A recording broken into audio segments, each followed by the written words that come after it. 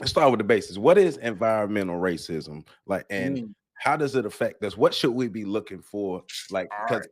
we really don't know. Okay, let's jump into it.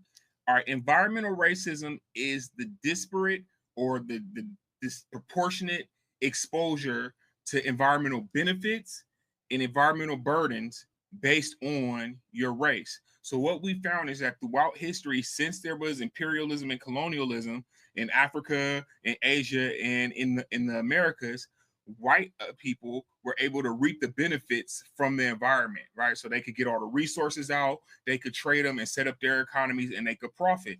Everybody else got left with the burdens of the environment. So when they cut down all those trees, Hmm. when they drained diverted water supplies and had people living in certain areas, when they polluted water, when they planted so much cotton that it stripped the soil of all this nitrogen, that made it harder for people to eat. That made it Okay. harder for people to live. When you think about the story of white men riding on train cars shooting buffalo, for Hmm. example, Yes. and that causes an ecological and systemic breakdown for Native American groups in the plains areas, right? So that's a microcosm of it. But when you think about Black people having to habitate the worst arable land in certain areas, or Right. being forced to live in certain communities where they don't have the necessary environmental resources that they need to survive, that puts them at problems. So then you go a little bit further, you think about something like redlining, and I think everybody's familiar with that. Hmm. Well, what I always show people is that if you look at communities that were redlined in the 1930s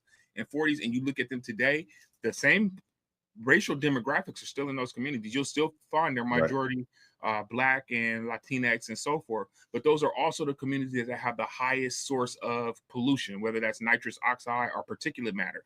These are elements or emissions, as we call them, that cause COPD, they cause asthma, they cause cancer, and so forth. So then you start looking at, well, who's most likely to be impacted by those elements? And you start looking, and it's in those same communities.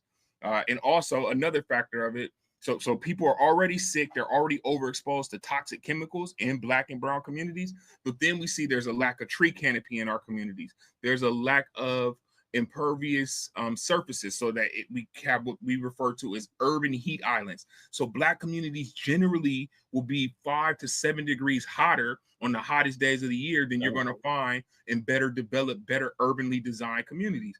So we just Okay. have like these cumulative impacts of all these effects. And again, it contributes to where it's more expensive to be Black in a Black community. You're more likely to get sick.